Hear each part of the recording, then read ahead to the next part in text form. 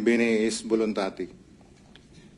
Your Honor, kasi nung pumutok yung flood control po, 2024, nakapagsalita na po dito si Master Sergeant Orly Gutisa. Ngayon, maraming nagliligaw sa amin.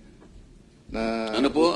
Nililigawan po kami na hindi na po kami magsalita para manahimik na lang po. Una dyan, napatawag kami sa Sino po Raffles. ang lumiligaw sa inyo? Si dating Chief of Staff, Nick Torre po. General Torre po. General Nick Torre. Yes po, Your Honor. Anong klaseng panliligaw naman ang ginawa sa'yo? Siyempre yung nanliligaw, kumbaga sa babaeng nililigawan, kung ano-ano ang ino-offer, kung minsan may bulaklak, may tsokolate, pinakikita ang kagandahang loob, lalaki, para lang maibig mo. Anong klaseng panliligaw ang ginawa niya? Una, Your Honor, kinausap kami na mag-pirma ng affidavit na walang bisa namin yung mga sinasabi ni Orly Gutisa po. Ibig sabihin, pinagagawa kayo ng affidavit na huwag ninyong patotohanan Opo, Your Honor. yung mga pinagsasabi Opo, Your Honor. na nauna ni Sergeant Gutesa. Opo, Your Honor. Pumayag ba kayo?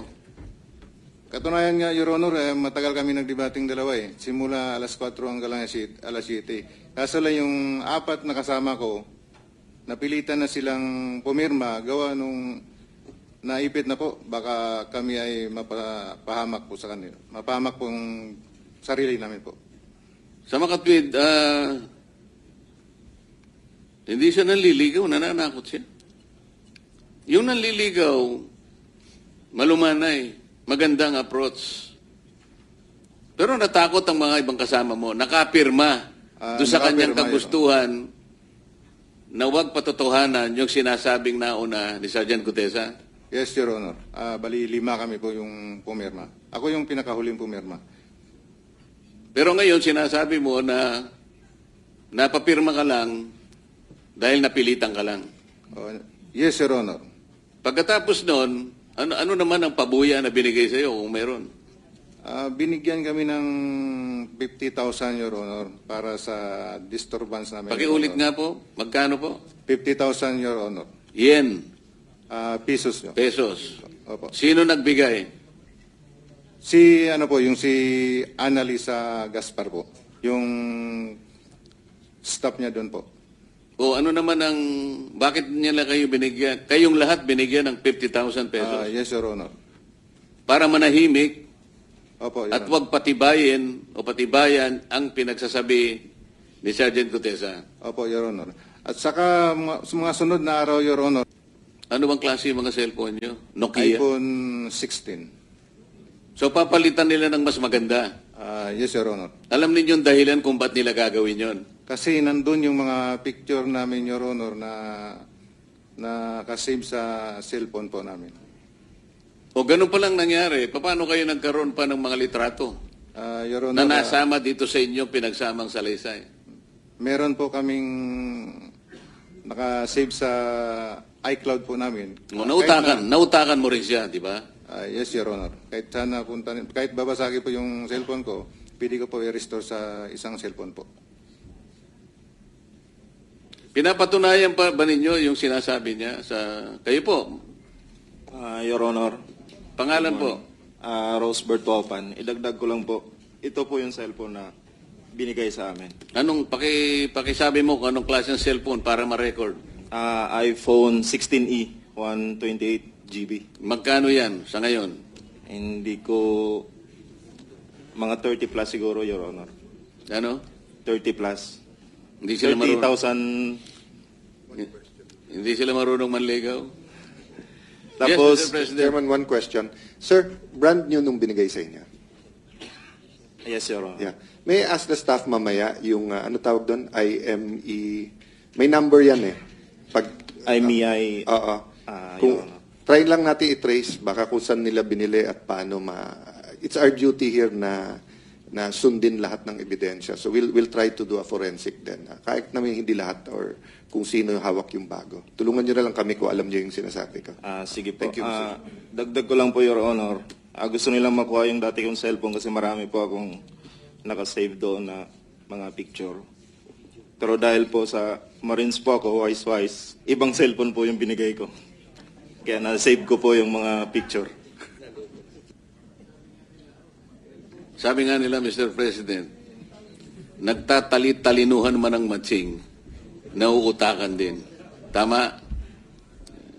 Punta tayo ulit dun sa mga mali-maleta na binibigay ninyo. Dinadala mo... Kanino ba galing yung maleta na dinadala nyo sa bahay at mga lugar na pag-aari ni former Speaker Martin Romualdez na pinsang buo ni Senator Jaime Marcos? Your Honor, yung mali-maleta po na binibigay po kay Kong Saldi galing po sa ibang contractor po na nauna po na naimbestigahan na po dito. Na-establish na natin kung ilang beses sa loob ng isang linggo kayo nagdi-deliver at kung ano ang average na bilang ng maleta at yung nilalaman ng mga maleta na yon.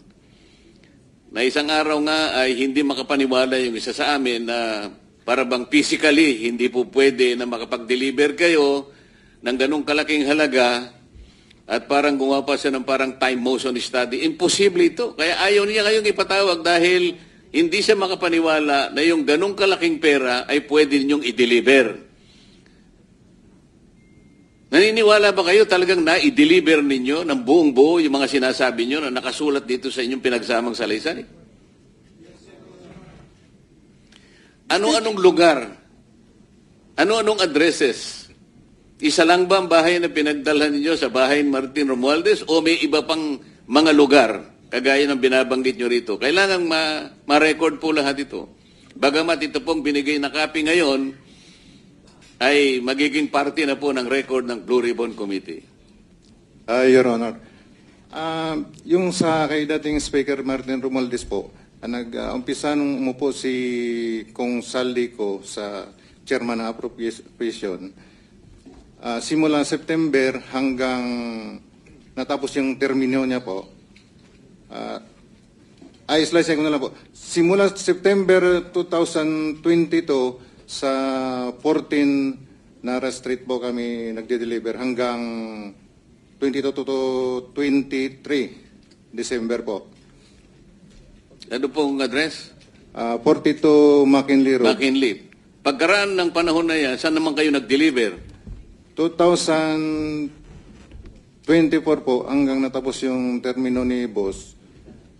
Nasa 14 Nara Street na po, South Forbes. Sa Makatwid, 42 McKinley at saka 14 Nara Street. Yes, Your Honor. Ang pinagdalhan ninyo ng mga mali-maleta. Your Honor, doon na po yung pinaka-last na deliveran ng bahay niya po. Oh, pagdating nyo sa mga lugar na yon, kilala ninyo kung sino yung tumatanggap. Hindi naman siguro basta nyo na lang nilagay sa kanyang pagbukas ng pinto, binalibag nyo lang, umalis na kayo. Meron tumanggap sigurado, tama? Yes, Your Honor. Doon sa 42 po, si Mayordoma niya po, si Ma'am Jocelyn po. Tsaka yung iba yung mga katiwala niya po. Hindi po namin kilala. Kasi matagal kayong nagdi-deliver, kaya pati mukha niya nakilala ninyo. Yes, Your Honor. Meron pa kayong binabanggit na Mang Edwin. Hindi ko hindi ko po familiar yung pangalan niya, pero sa itsura kilala ko po. Mr. Chair, mabalik lang dun sa delivery sa Ilocos. Sabi niyo 2022 at balita meron kayong mga retrato. Kung dala ninyo, baka naman pwede ipakita ngayon ang photo at video kahit hindi pa sinama sa sinumpaang salaysay. Your Meron ba, Honor, Attorney? yung picture lang po namin ni Kong Sandro yung kasi ayaw pa picturean ni Kong Saldi yung maleta po.